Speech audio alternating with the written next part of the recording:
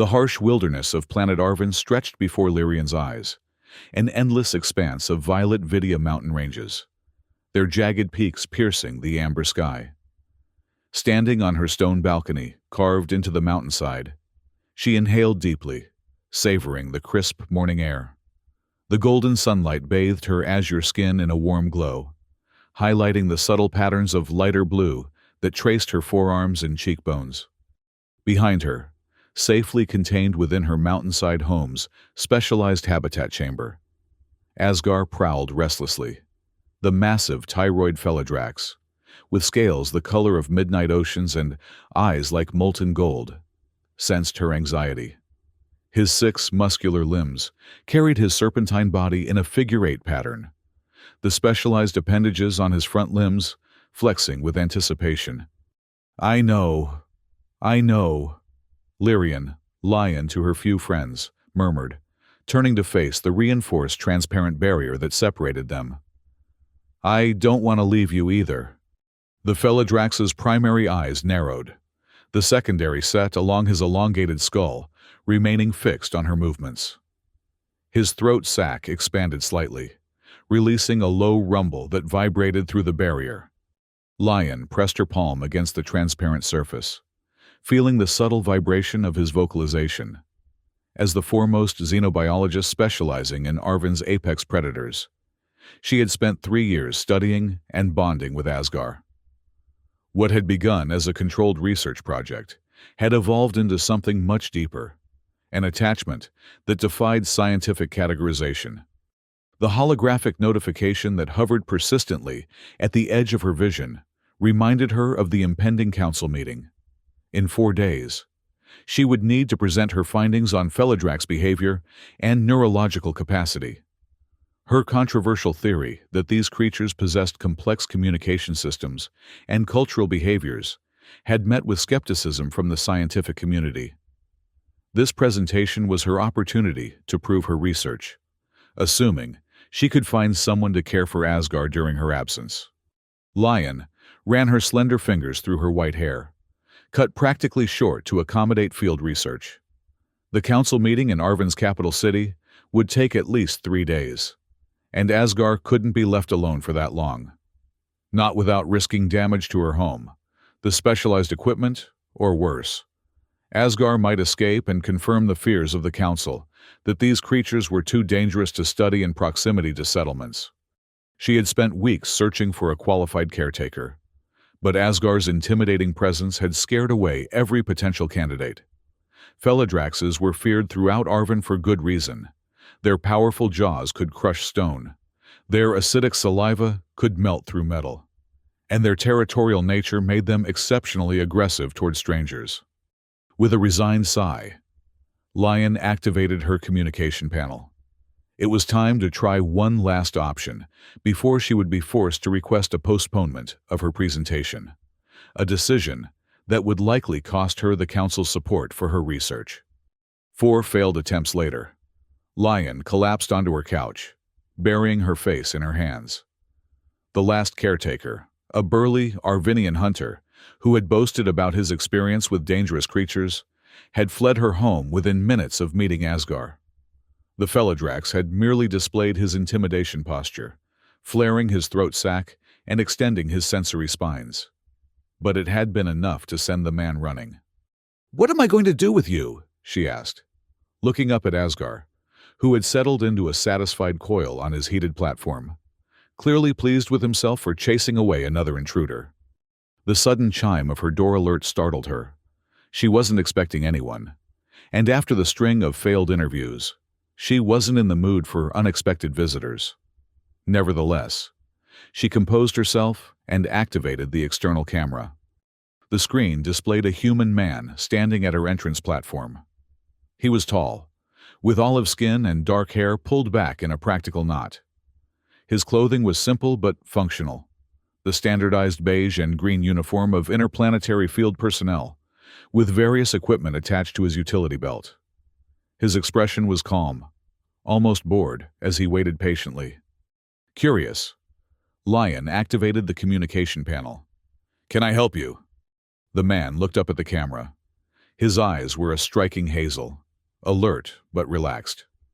Dr. Lyrian, I'm Dylan Kincaid, Interplanetary Biosecurity Specialist. I heard you might need someone to watch over a Feladrax. Lion's heart skipped a beat. How did you?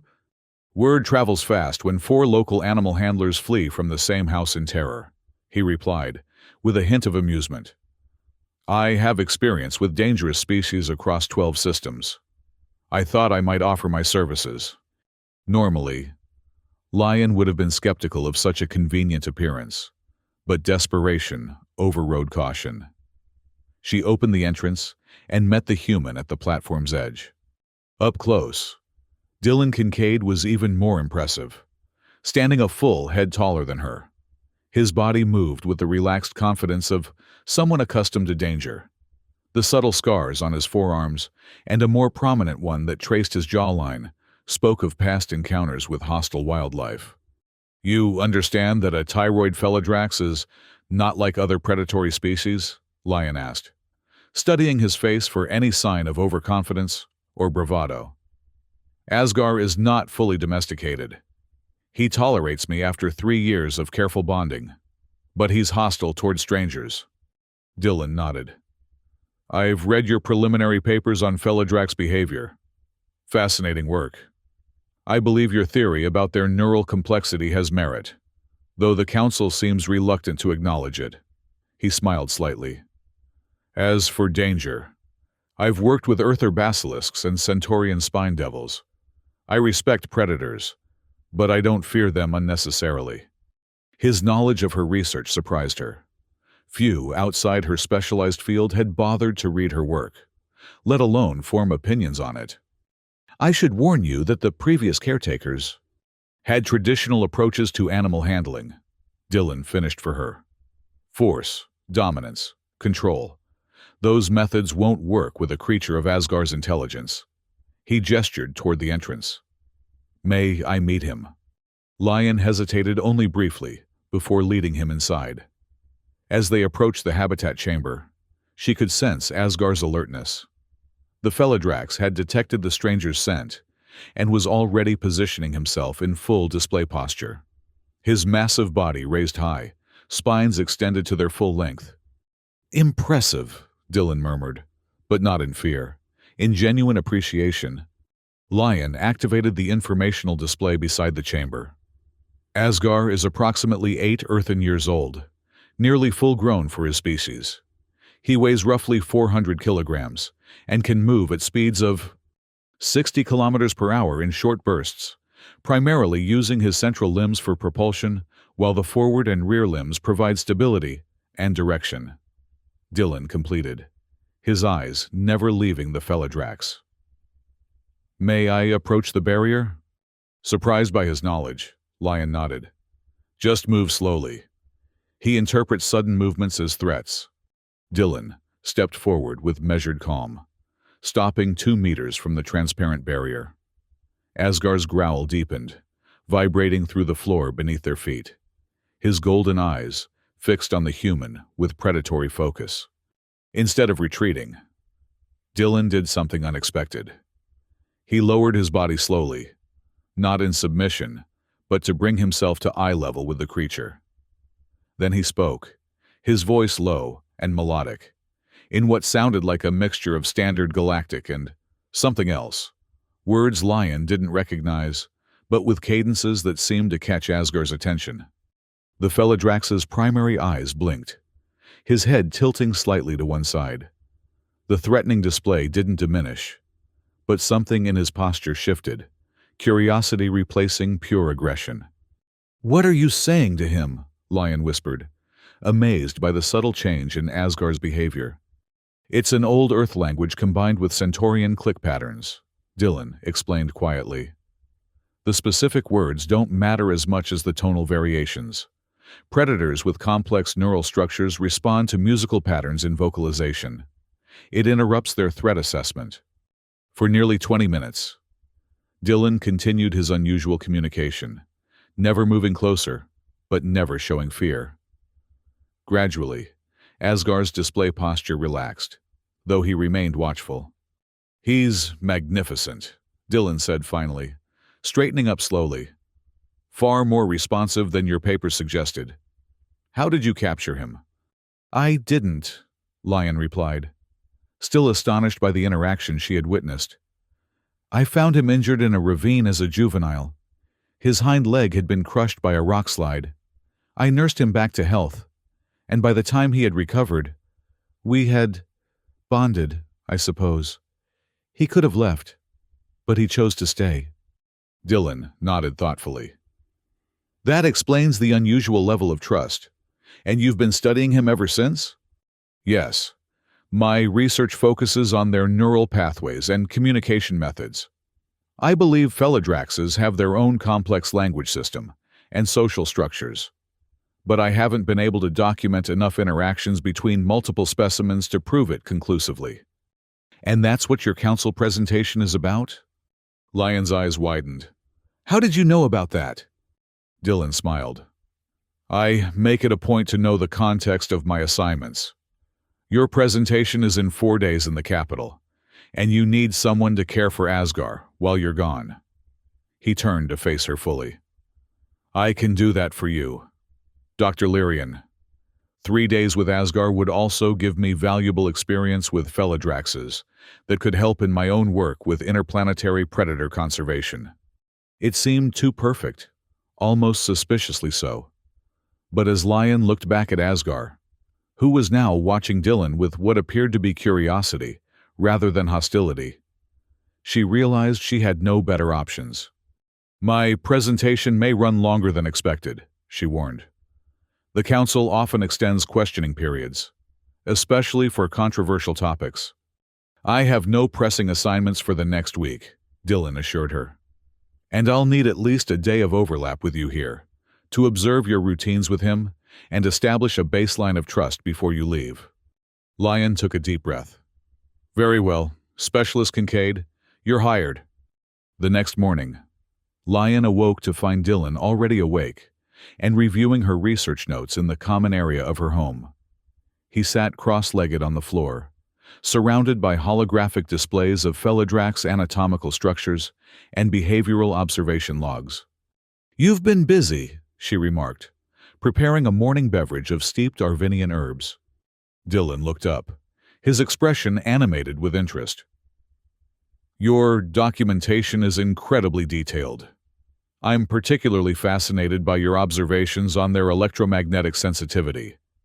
Have you tested whether they can detect specific frequencies? The question caught her off guard.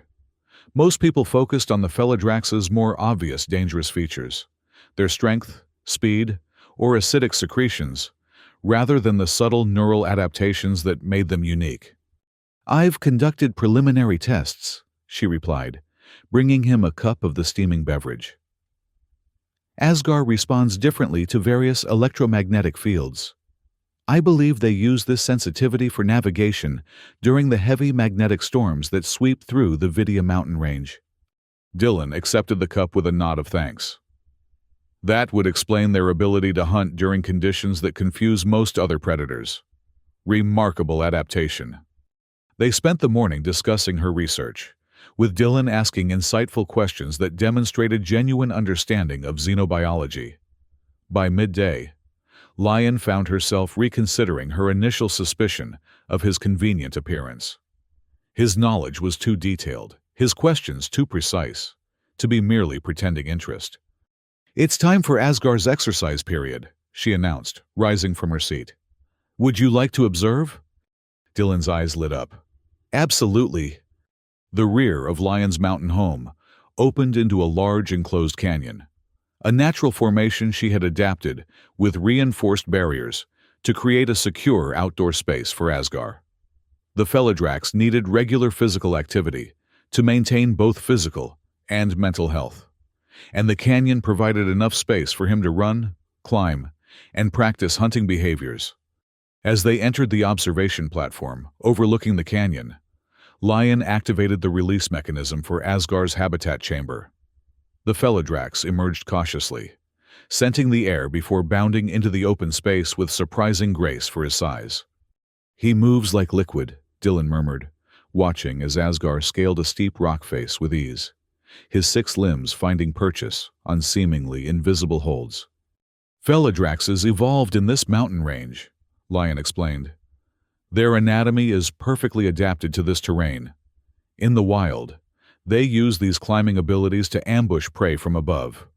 For over an hour, they watched Asgar explore, hunt the small, non-sentient creatures that had been introduced into the canyon ecosystem, and practice territorial displays against imagined rivals. Throughout, Dylan took notes on a small, handheld device, occasionally asking Lion to clarify behaviors he observed.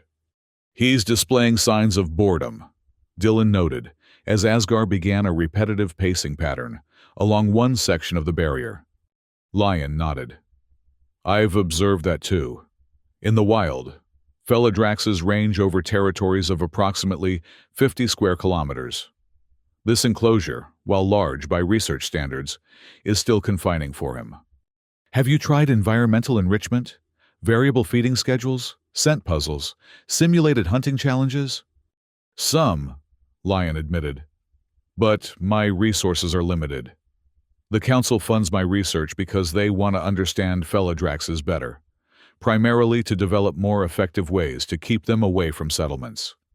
They're less interested in Asgar's psychological well-being." Dylan frowned slightly. "Short-sighted of them.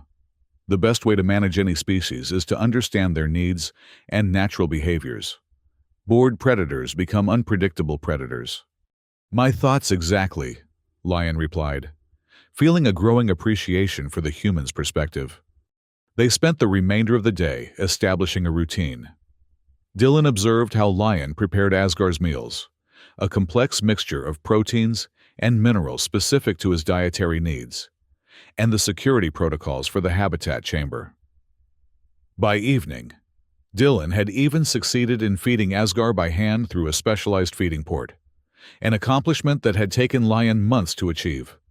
As they prepared a simple dinner in Lion's kitchen area, she found herself studying the human with growing curiosity. "You mentioned interplanetary predator conservation earlier. Is that your primary work?" Dylan nodded, chopping native Arvinian vegetables with practiced efficiency. "I work with the Interplanetary Conservation Alliance. We focus on apex predators across colonized systems, creatures that often face extinction as settlements expand. My specialty is creating sustainable coexistence protocols."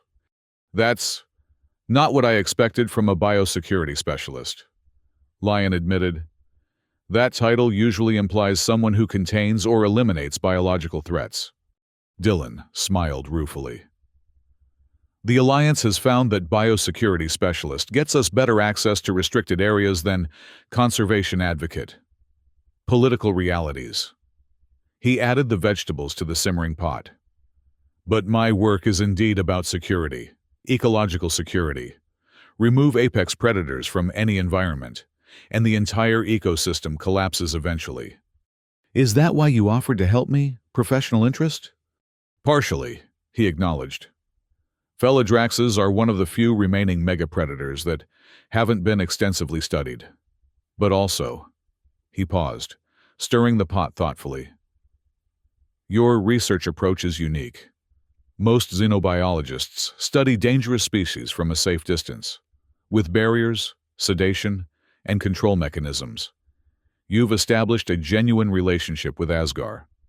That's rare and valuable." The honesty in his response was disarming.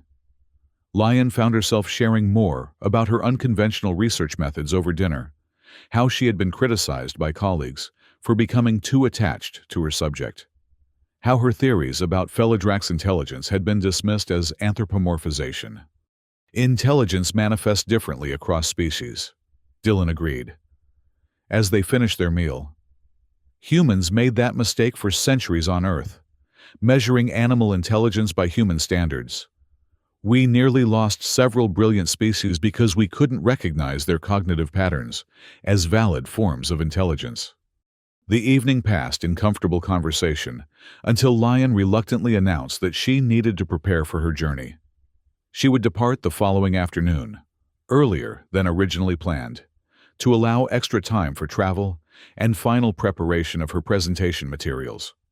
"I'll leave you detailed instructions for Asgar's care," she said, rising from the table.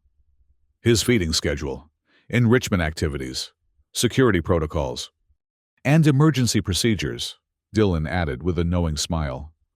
"Don't worry, Dr. Lyrian. Asgar will be in good hands." Later that night, as Lion reviewed her presentation materials in her sleeping chamber, she found herself distracted by thoughts of the strange human who had so unexpectedly entered her life. There was something about Dylan Kincaid that intrigued her, beyond his professional capabilities. A genuineness that felt rare in her experience with off-worlders.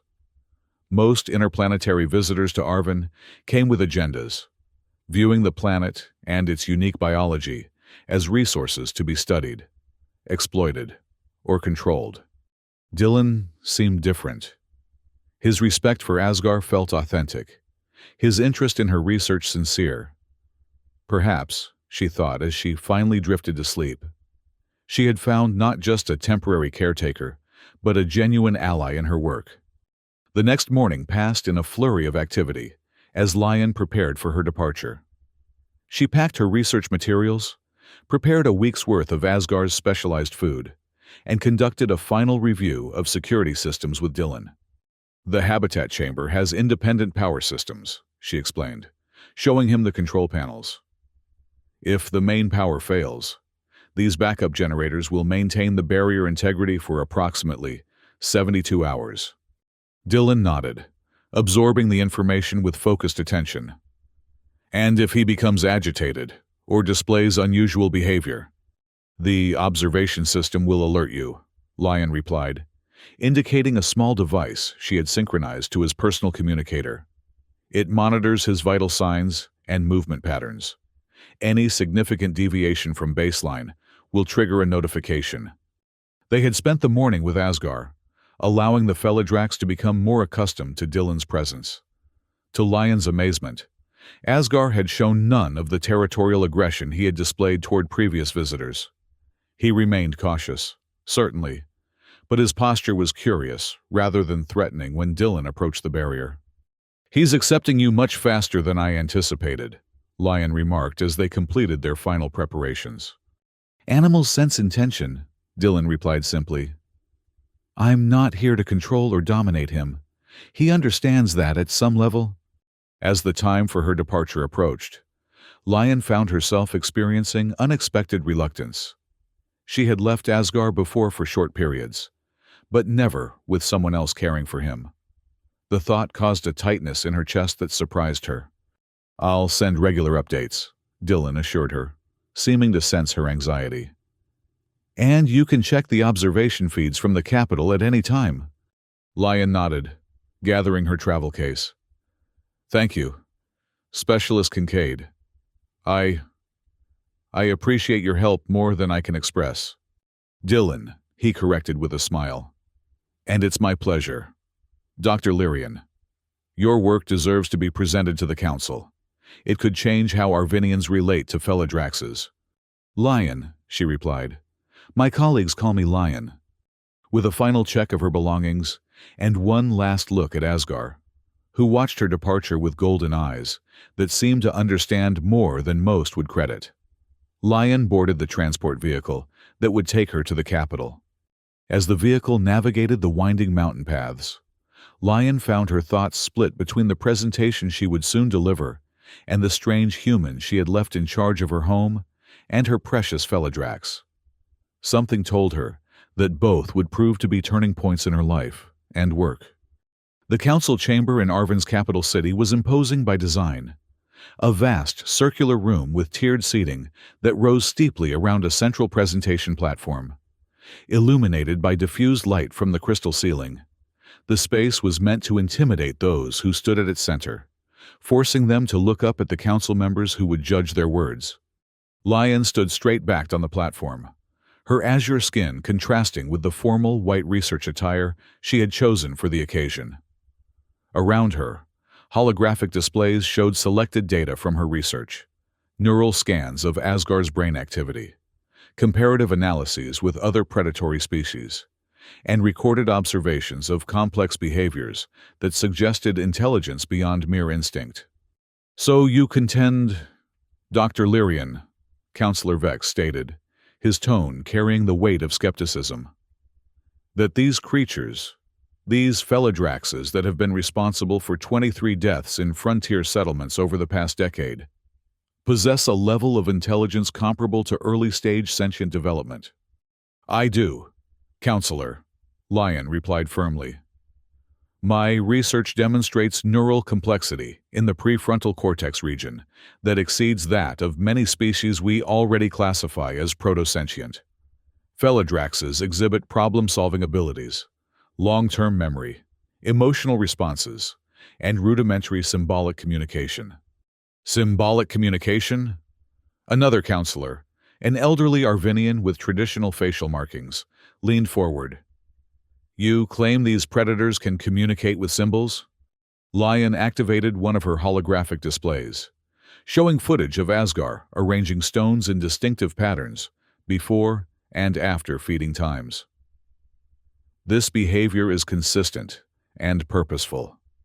The patterns change based on variables such as time of day, hunger level, and, most significantly, my own behavior toward him. It suggests a rudimentary form of symbolic expression."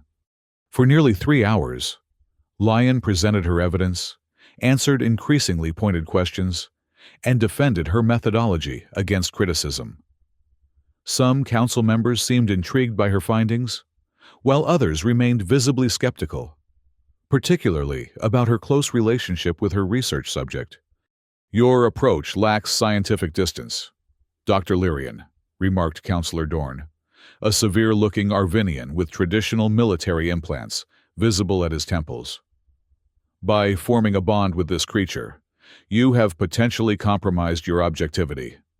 "With respect, Counselor," Lion countered, "traditional distance-based observation has failed to reveal these behaviors, precisely because Feladraxes will not display their full behavioral range when they perceive themselves to be under threat or observation.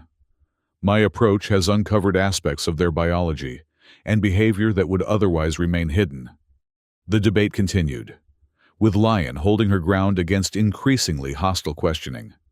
By the time the session was adjourned for the day, she was mentally exhausted but satisfied with her performance. She had expected resistance. Challenging established views always met with opposition. As she returned to her temporary accommodations in the research quarter of the capital, Lion's first action was to check the observation feeds from her home.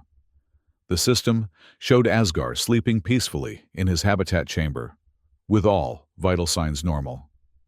There was no sign of Dylan in the current feed, but the logs showed regular activity throughout the day, feeding times, exercise periods, and even what appeared to be some form of interaction through the barrier. Curious about what Dylan had been doing with Asgar, Lion reviewed the archived footage from earlier in the day. What she saw made her hearts race with a mixture of alarm and fascination. Dylan had modified one of the enrichment devices she used with Asgar, creating a more complex puzzle that required the Feladrax to manipulate multiple elements simultaneously to receive a food reward. Asgar had solved it with surprising speed, using his specialized appendages with dexterity that Lion had never observed before. More remarkably, Dylan had introduced what appeared to be a rudimentary language exercise, using different tonal patterns combined with simple symbols displayed on a screen visible to Asgar. The Feladrax had responded with specific vocalizations and body postures that corresponded to the symbols, a level of associative learning that exceeded anything Lion had documented. She was about to contact Dylan when a new alert caught her attention. The current feed showed Dylan entering the habitat chamber itself, something Lion had explicitly warned against in her instructions. "What are you doing?" she whispered, watching in disbelief as Dylan moved calmly into Asgar's space, carrying what appeared to be a large container of water and some unidentifiable supplies. Asgar's response was surprisingly calm. The Feladrax approached Dylan cautiously, but without the threatening display that would normally greet an intruder in his territory. Dylan spoke to him continuously, in that same melodic mixture of languages he had used before, maintaining eye contact with the massive predator as he set down his supplies. Lion's finger hovered over the emergency communication button, ready to intervene, when something extraordinary happened. Dylan began to apply water to Asgar's scales, using a soft cloth and what appeared to be some form of cleansing agent. The Feladrax, rather than reacting with aggression, lowered his body to allow easier access, his golden eyes half closed in what looked remarkably like pleasure. "He's bathing him?" Lion murmured in disbelief. For nearly an hour, she watched as Dylan carefully washed Asgar's massive body, paying special attention to areas between scales and around the sensitive sensory organs. The Feladrax remained calm throughout, occasionally shifting position to expose different areas for cleaning, behaving more like a domesticated companion than a wild predator. As Dylan applied a foaming substance, some form of soap, Lion realized, Asgar's response became even more remarkable. The Feladrax extended his sensory spines to their full length, a behavior Lion had only observed during states of high alertness or threat display. But there was no aggression in his posture. Rather, he seemed to be maximizing the surface area being cleaned, almost luxuriating in the sensation. When Dylan finally rinsed away the soap with clean water, Asgar performed a full-body shake that sent droplets flying in all directions, soaking Dylan completely. Instead of showing alarm, the human laughed, a sound that carried clearly through the observation system's audio feed. More surprisingly, Asgar made a series of chirping vocalizations that Lion had never heard before, his body language relaxed and playful. The scene left Lion speechless. In 3 years of careful study and bonding, she had never attempted to bathe Asgar, assuming that, like many predatory species, he would respond aggressively to such intimate handling. Yet, here was this human, known to Asgar for barely 2 days, engaged in an activity that demonstrated a level of trust that should have taken months or years to establish. Her scientific curiosity warred with a strange, unexpected feeling of jealousy. The relationship she had built with Asgar felt unique, special, a connection formed through patience and mutual respect. Seeing him respond so positively to Dylan's care caused a confusing mixture of emotions that Lion wasn't prepared to analyze. Before she could decide whether to contact Dylan, her communication panel chimed with an incoming message. It was from Counselor Taryn, one of the more progressive members of the council, who had shown particular interest in her presentation. "Dr. Lyrian," the counselor's image greeted her. "Your presentation today was most enlightening. The council has decided to extend your session by 2 additional days to allow for more comprehensive examination of your findings. Several specialists in neural mapping and evolutionary biology will be joining us tomorrow to provide expert assessment." Lion's initial reaction was positive. Additional days meant more opportunity to present her evidence and convince the skeptics. But then, she realized the implications for her arrangement with Dylan. "Thank you, counselor," she replied, maintaining her professional composure. "I welcome the additional scrutiny. May I ask which aspects of my research have prompted this extension?" Counselor Taryn's expression became somewhat guarded. "There are concerns about your methodology and conclusions, Doctor, particularly regarding the level of intelligence you attribute to these creatures. Counselor Dorn has suggested that your emotional attachment to your research subject may have led to overinterpretation of instinctive behaviors." The implication was clear. Her research was being challenged, not on its merits, but on suspicions about her objectivity. It was a common tactic used against researchers who developed bonds with their subjects, dismissing their findings as emotional projection rather than scientific observation. "I understand," Lion replied, keeping her tone neutral despite her frustration. I look forward to addressing these concerns with additional data. After ending the communication, Lyon immediately contacted Dylan, who answered promptly despite his soaked appearance. His hair had come loose from its usual knot and clung to his face and neck, and his clothing was thoroughly drenched. "Lyon," he greeted her with a smile. "I was just about to send you an update. How was your presentation?" "It went as expected," she replied, unable to keep a note of accusation from her voice. "You, on the other hand, seem to have decided to ignore my safety protocols. Entering Asgar's habitat was explicitly against my instructions." Dylan's expression sobered. "I apologize for that.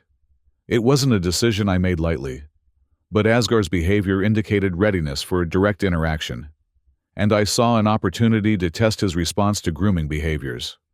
"Grooming behaviors? You were bathing him with soap." "Yes," Dylan acknowledged. "And his response was remarkable. Phaladraxes apparently enjoy water contact, despite living in an arid mountain environment. The soap was a specialized formula I use with sensitive skin species. It helps remove parasites and dead skin cells while stimulating natural oil production." Lyon took a deep breath, trying to process this information scientifically rather than emotionally. "You took an enormous risk. Asgar could have attacked you at any moment." "I don't believe he would have," Dylan replied with calm certainty. His body language showed curiosity, and then pleasure, never aggression. And the experience revealed something fascinating. Phaladraxes appear to use water as a form of sensory reset. After the bath, his electromagnetic sensitivity readings showed increased acuity. Despite her concern about the risk Dylan had taken, Lyon couldn't deny the scientific value of his observation. "You measured his electromagnetic sensitivity?" Dylan nodded. "Using the equipment in your lab. I hope you don't mind. But I noticed your experimental setup and thought it would be valuable to gather data during different states of alertness and relaxation." Lyon wasn't sure whether to be impressed by his initiative or concerned about his cavalier approach to safety. Before she could decide, Dylan continued, his expression becoming more serious. "There's something else you should know. After the bathing experience, Asgar began displaying new vocalizations, complex sound patterns that I've been recording. They appear to be deliberate attempts at communication, not just instinctive calls." This caught Lyon's full attention. "Show me!" Dylan transferred the recordings to her system. The sounds were unlike any she had documented from Asgar before, a series of chirps, clicks, and rumbles arranged in patterns that repeated with slight variations. "These are intentional communicative attempts," Dylan explained. "I've observed similar behavior in other highly intelligent species when they're trying to establish communication with humans. They start by mimicking patterns they observe in our speech, rhythm, tone variation, syllable grouping, even before they understand meaning." Lyon listened to the recordings again, her scientific mind racing with the implications. If Asgar was indeed attempting to communicate through structured vocalizations, it would support her theory about Phaladrax's intelligence more powerfully than any of the neural scans or behavioral observations she had presented to the council. "This is significant," she admitted. "But it doesn't excuse the risk you took. Asgar is unpredictable, especially with strangers." "Not as unpredictable as you might think," Dylan replied gently. "You've established a foundation of trust with him that makes him more receptive to new relationships.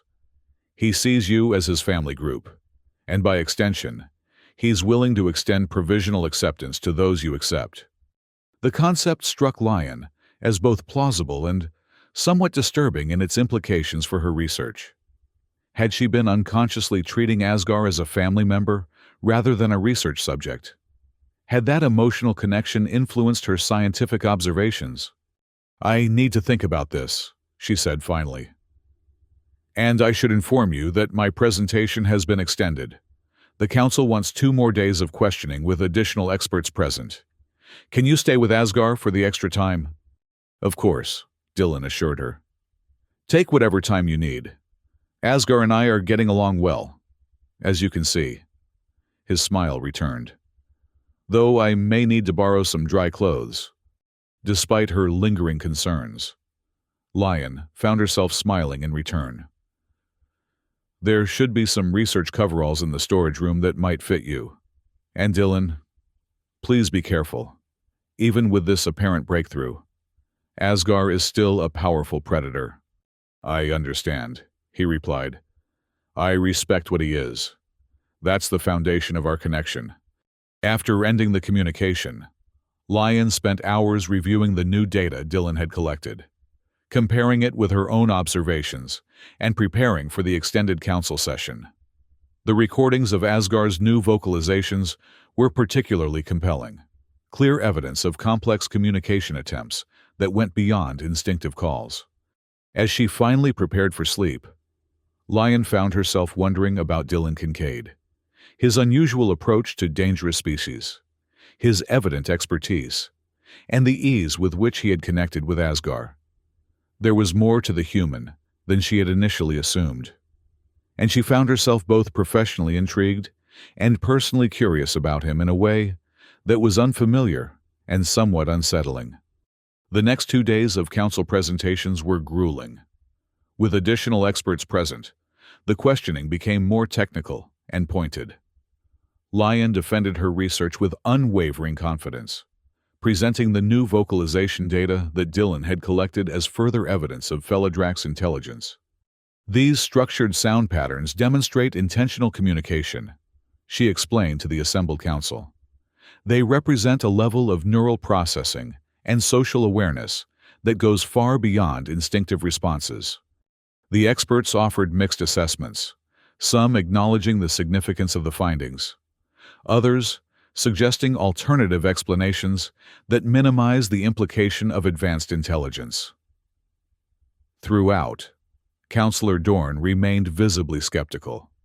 His questions increasingly focused on Lion's emotional attachment to her research subject. "You describe this creature as your Feladrax," he noted during one particularly tense exchange. "This possessive language suggests a relationship that compromises scientific objectivity." "With respect, Counselor," Lion responded, maintaining her composure.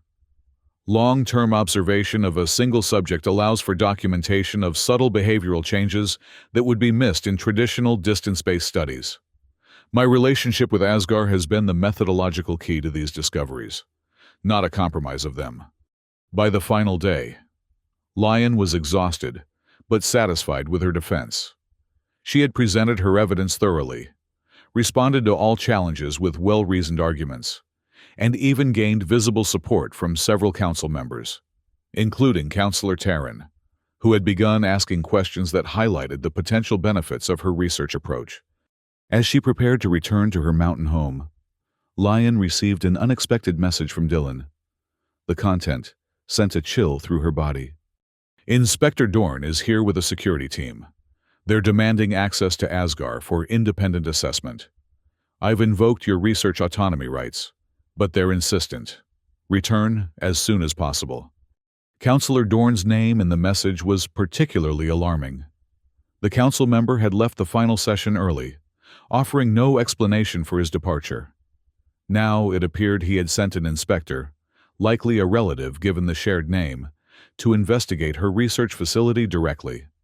Lion rushed to arrange immediate transport back to her home, her mind racing with concerns. Under Arvinian law, independent assessment of research subjects was permitted only in cases where public safety was at risk or ethical violations were suspected. Neither applied to her work with Asgar, which had all necessary permits and safety protocols in place. The journey back through the Vidya Mountains seemed interminable, though the transport moved at maximum safe speed through the winding passes. When she finally arrived at her home, Lion found an official council vehicle parked on the entrance platform alongside 2 security drones hovering in standby mode. Inside, voices echoed from the main research area, Dylan's calm but firm tones contrasting with a sharper, more authoritative voice that must belong to Inspector Dorn. Lion hurried through the entry corridor, reaching the research area just as the conversation escalated. "Your obstruction constitutes interference with council authority," a tall, stern Arvinian was saying to Dylan. Like Counselor Dorn, he bore military implants at his temples, but his were newer models, suggesting active service rather than retired status. 3 security officers stood behind him, their posture tense. Dylan stood between them and the habitat chamber, his stance relaxed but unmovable. "And your lack of proper documentation constitutes an attempt to circumvent established research protocols. Dr. Lyrian has all required permits for this facility and her research subject, without a specific council order citing safety concerns. You have no authority to remove the Feladrax for assessment." "The creature represents a potential danger to," Inspector Dorn began. Before noticing Lion's arrival, his expression shifted to one of cold professionalism. "Dr. Lyrian, your assistant, has been impeding an official council inspection. Specialist Kincaid is acting according to my instructions," Lion replied, moving to stand beside Dylan. "My research facility and subject are fully compliant with all council regulations. May I see the documentation for this inspection?" Inspector Dorn produced a holographic display showing official council letterhead, but Lion immediately noted several irregularities. Most significantly, the authorization was signed by Counselor Dorn alone, without the required secondary council approval for invasive research assessment. "This documentation is incomplete," she stated firmly. "Independent assessment of a live research subject requires dual council authorization under Section 47 of the Research Ethics Code. Additionally, any removal of a research subject must be preceded by a formal hearing where the researcher can present objections." The inspector's expression hardened. "Counselor Dorn has determined that expedited assessment is necessary due to public safety concerns. Your presentation to the council raised questions about the creature's containment and your ability to maintain objective control." Dylan stepped forward slightly. "If I may, Inspector, I'm an interplanetary biosecurity specialist with certification in predator assessment. I've been observing this facility and the Feladrax for several days. All containment protocols exceed standard requirements, and the subject shows no signs of the stress behaviors that would precede aggressive episodes." "Your credentials are irrelevant," Dorn dismissed. "This is an Arvinian matter. The Council has concerns about Dr. Lyrian's research methodology and its implications for settlement safety." Lion recognized what was happening. This wasn't about safety or protocols. It was about discrediting her research by removing Asgar for assessment that would likely involve traditional containment methods, sedation, and stress-inducing tests that would provoke exactly the aggressive behaviors needed to classify Feladraxes as mindless threats requiring control or elimination. "Inspector," she said, choosing her words carefully, "my research with Asgar has been conducted with full transparency and documentation. If the Council has specific concerns, I welcome a properly authorized assessment team to observe our methods and results here, in this facility, without removing the subject from his established environment." "That won't be sufficient," Dorn replied coldly. "The creature must be evaluated in a controlled council facility to verify or refute your claims about its intelligence and behavioral patterns." Dylan's posture shifted subtly, and Lion sensed his growing tension despite his outwardly calm demeanor. "Inspector, removing a bonded predator from its established territory and familiar handlers would trigger exactly the stress responses and aggression you claim to be concerned about. It would be scientifically invalid and potentially dangerous for all involved." Before Dorn could respond, a loud alert sounded from the monitoring system. Everyone turned toward the habitat chamber, where Asgar had risen to his full height, sensory spines extended and throat sac pulsing with an intense golden glow that indicated high agitation. "He's responding to the emotional tension in this room," Lion explained quickly. Phaladraxes are highly sensitive to electromagnetic fields, including those generated by brain activity during states of conflict or aggression. Dorn studied the massive creature with a mixture of wariness and satisfaction, as though Asgar's display confirmed his preconceptions. This aggressive response demonstrates precisely why these creatures cannot be classified as intelligently sentient. They are fundamentally reactive and dangerous. With respect, Inspector, Dylan countered. What you're observing is an appropriate defensive posture in response to perceived threat. Intelligence includes the capacity to recognize danger and respond accordingly. The standoff continued, with Dorn insisting on Asgar's removal, and Lion and Dylan firmly refusing, without proper authorization. The tension in the room continued to escalate, until a subtle vibration passed through the floor. A tremor so slight that it might have been dismissed as imagination, had not everyone felt it simultaneously. Lion recognized it immediately. "Asgar! Calm!" she called out, moving toward the habitat chamber. The Phaladrax's eyes fixed on her, the secondary pair blinking rapidly in what she had come to recognize as a sign of internal conflict, the instinctive response to threat warring with learned trust. "What was that?" one of the security officers asked nervously. Subvocal communication," Dylan replied quietly. Phaladraxes can produce infrasonic vibrations below human hearing range, but detectable through ground contact. It's a territorial warning. Inspector Dorn's hand moved to the weapon at his side.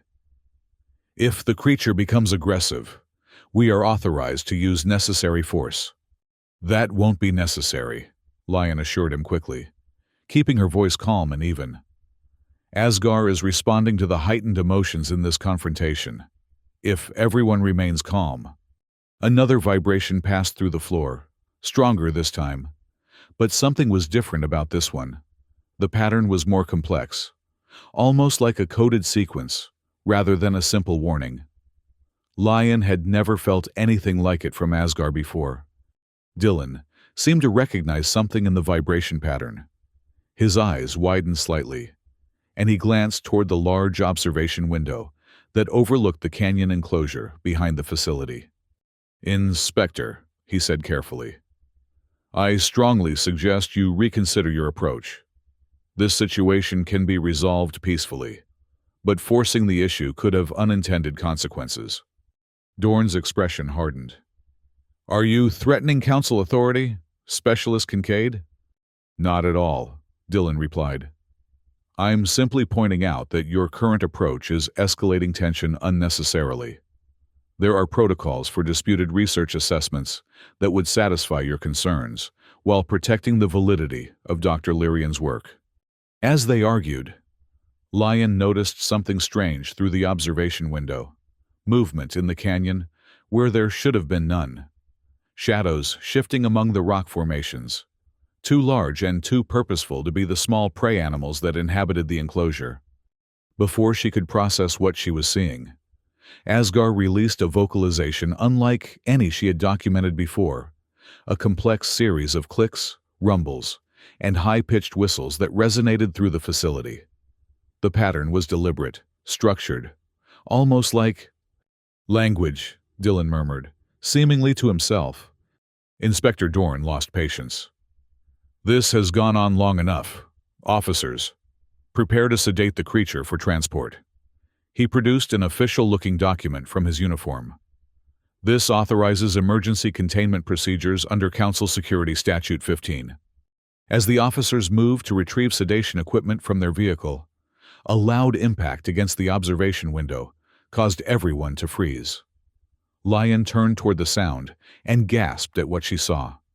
A second Phaladrax, larger than Asgar and with scales of deep crimson, stood on its hind limbs with its front appendages pressed against the transparent barrier. Behind it, partially obscured by the canyon's rock formations, were the unmistakable forms of at least 3 more Phaladraxes of varying sizes and coloration. "Impossible," Inspector Dorn whispered. "Phaladraxes are solitary predators. They don't form groups." "Apparently, Dylan replied with remarkable calmness. They do. Lion struggled to comprehend what she was seeing. In 3 years of research in this location, she had documented only rare, fleeting glimpses of wild Phaladraxes in the surrounding mountains. Never had she observed multiple specimens together, and certainly never approaching her facility so boldly. Inside his habitat chamber, Asgar continued his complex vocalizations, his attention fixed on the wild Phaladraxes beyond the barrier. The red Phaladrax responded with similar sound patterns, its throat sac pulsing with color changes that seemed synchronized with specific vocalizations. They're communicating, Lion breathed, her scientific mind racing to document and analyze what she was witnessing. Complex, structured communication between individuals. The security officers had backed away from their equipment, clearly unnerved by the gathering of massive predators outside the facility. Inspector Dorn's expression had shifted from authoritative certainty to tense uncertainty. This changes nothing, he insisted, though his voice lacked its previous conviction. The presence of multiple specimens only increases the potential danger. This reinforces the need for controlled study in a council facility. Actually, Inspector, came a new voice from the entrance corridor. It changes everything. Everyone turned to see Counselor Terran entering the research area, accompanied by two individuals wearing the distinctive insignia of the Interplanetary Scientific Ethics Commission. The counselor's expression was severe as he surveyed the scene. Counselor, Inspector Dorn acknowledged stiffly. This is a council security matter. Your presence is not required. On the contrary, Terran replied smoothly. When I received notification that you had left the capital before the conclusion of Dr. Lyrian's presentation, I became concerned about potential procedural irregularities. It seems my concerns were justified. He gestured toward the documents in Dorn's hand. Emergency containment authorization requires the presence of an immediate threat to public safety. As this facility is located 17 kilometers from the nearest settlement and has maintained perfect containment for 3 years, no such threat exists. The Ethics Commission representatives moved forward, one of them extending a hand for Dorn's documentation. After a moment of visible internal struggle, the inspector surrendered the documents. Furthermore, Terran continued, what we are witnessing here appears to be a scientific discovery of considerable significance. The social interaction of multiple Phaladraxes challenges established understanding of the species and supports Dr. Lyrian's research on their intelligence and communication abilities.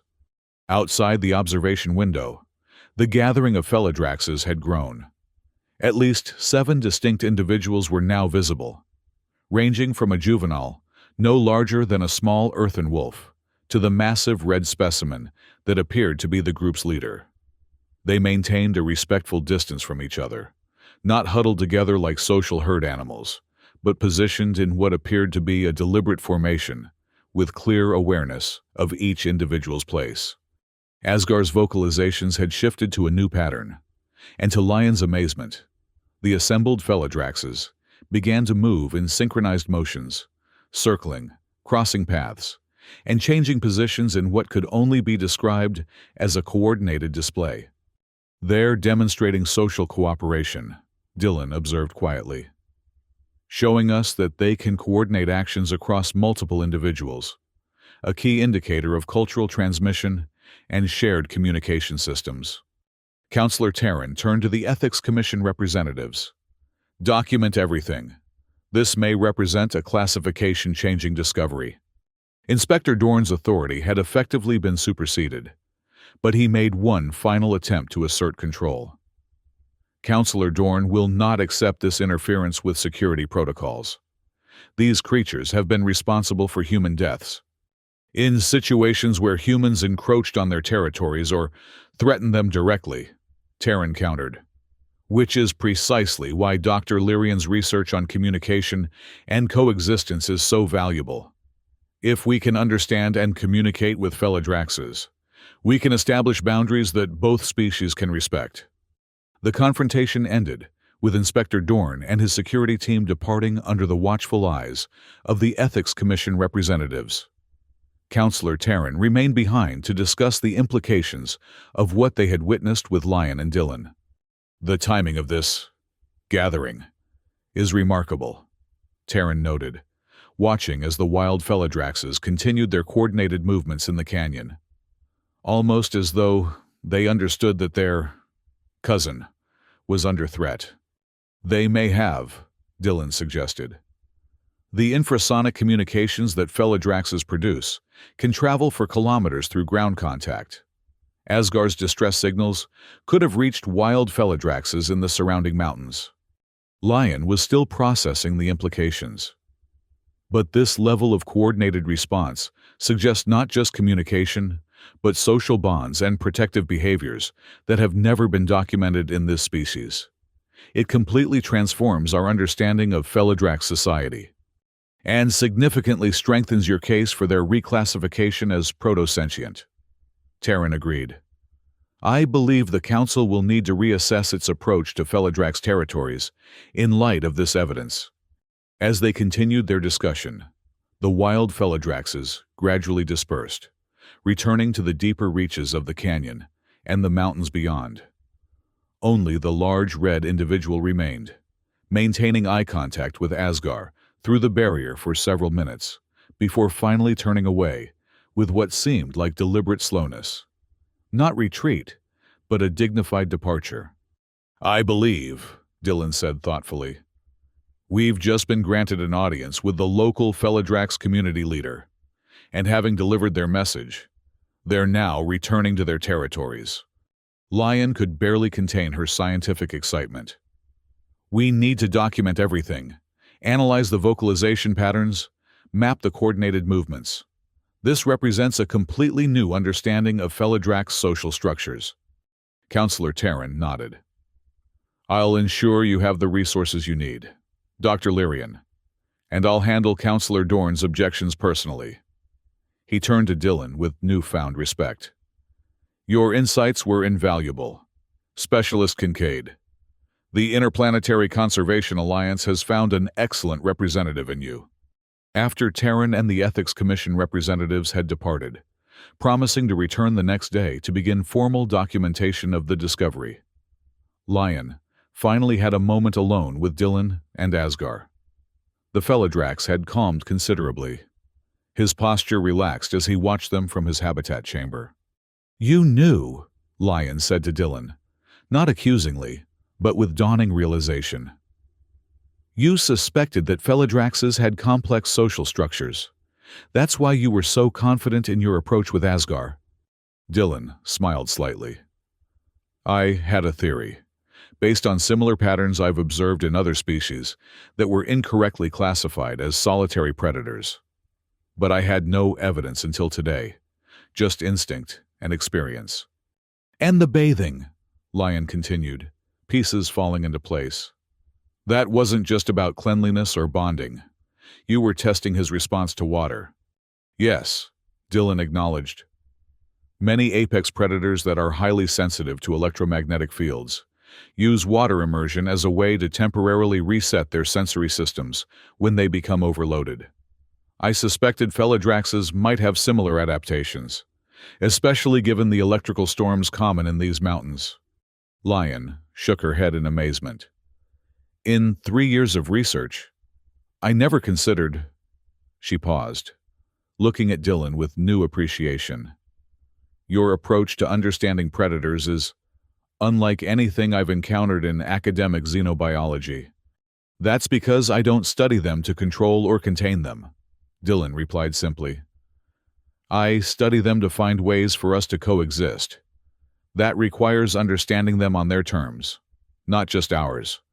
Over the next 3 months, Lion's research took a dramatic new direction. With Counselor Taryn's support and the evidence provided by the Feladrax gathering, the Council approved the establishment of a protected research area that became known as Feladrax Valley, a section of the Vidia mountain range where Feladraxes could be studied in their natural social groups, without human encroachment. Dylan remained on Arvin, his expertise with interspecies communication proving invaluable as they developed new methods for safe observation and gradual trust building with the wild Feladrax community. Together, they documented complex social structures, communication patterns, and cultural behaviors that revolutionized understanding of these once feared predators.